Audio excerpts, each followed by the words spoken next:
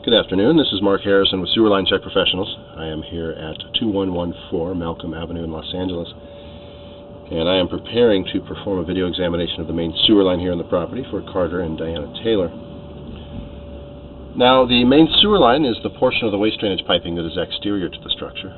It lies underground and connects the building drain line system to the public sewer. The building drain line system then is the portion or portions of the waste drainage piping that is underneath or interior to the structure.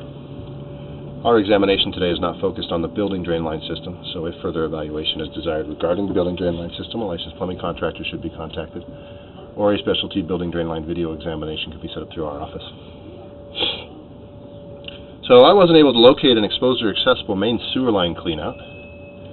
A main sewer line cleanout is an area outside the structure that has a removable cap, similar to what you see here on the screen, but it is as the drain system is actually exiting the building. What I found is this 3-inch cleanout here over on the left side, kind of coming into our left side sub-area access here. And this is a pipe that's coming down from the upstairs addition, down the wall behind that little soffit, and then around underneath the gas meter to tie down into our main building drain here under the structure. Now, someone has installed a 4-inch cleanout on that main building drain down there, which is a little bit better than this 3-inch access as far as maintenance purposes would go, but it's not considered a standard cleanout. Now, what I'm going to show you here, that there are going to be some repairs here under the structure and replacement out to the front of the building. I'll describe that a little bit better as we get in here. So as we're pushing through the building drain here, this is not the focus of our examination, but since we're looking at it, we'll comment on its condition. We've got some newer plastic tying in. There's some original cast iron piping here. It looks like there's about 10 feet of this original cast iron pipe left in service here before we hit the clay, 8 to 10 feet or so.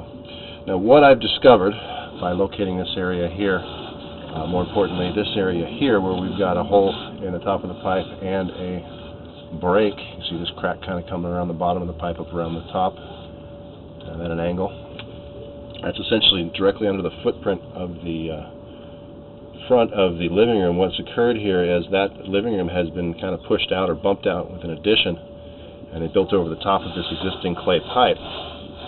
Now, that's not an approved application here. The clay piping, while common for main sewer line systems, is not approved for use under the structural footprint of the building, and it should have been upgraded to an approved piping material. What the main concern here is, when we've got a break like this, if you're oversaturating the soil around those foundation footings, it can cause settlement and adversely affect the structure. So unfortunately, it's not a very easy access to this, because it is basically, like I said, it had been added onto.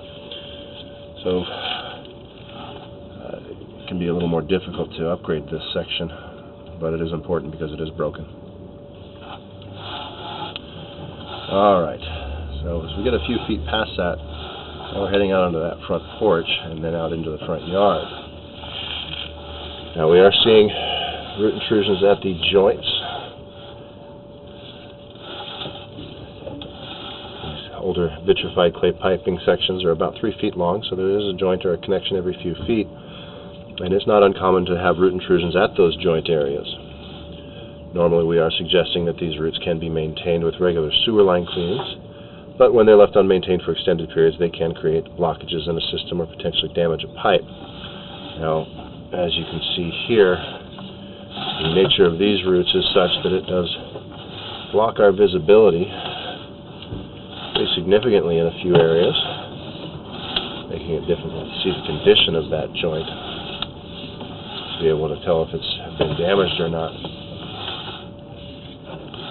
More areas like that coming up here. As we get through here, that making it difficult to see. Coming up on some standing water now, about 50 feet. We're going to come into these suds and we're going to be underwater for about another 7-8 feet, and then we hit a blockage. So unfortunately, this system is not draining. Here's our blockage, and I'm not able to punch the camera through this in this location. So I'm still a good 15-20 feet short of our public sewer at this point, running out into the street. So unfortunately we're not going to be able to examine the entire line today. So what's going to need to occur is a good thorough cleaning of the line and schedule a follow-up examination. Now, cleanings from this 3-inch clean out are going to be much less effective. I really would like to see a better clean out front. The hydrojet cleaning methods that are available that would be easy from here could aggravate that problem there underneath the structure of the building. Even though we are recommending that for repair, we don't want to cause any additional damage until that has an opportunity to be repaired.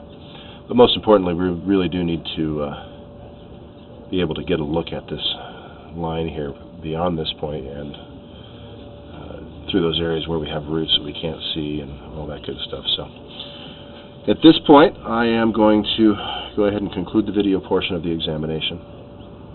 I will be issuing a written report which will describe what my final recommendations are as far as cleaning and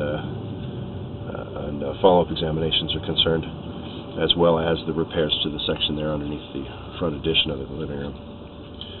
This is Mark Harrison with Sewer Line Check Professionals. Thank you very much and have a pleasant day.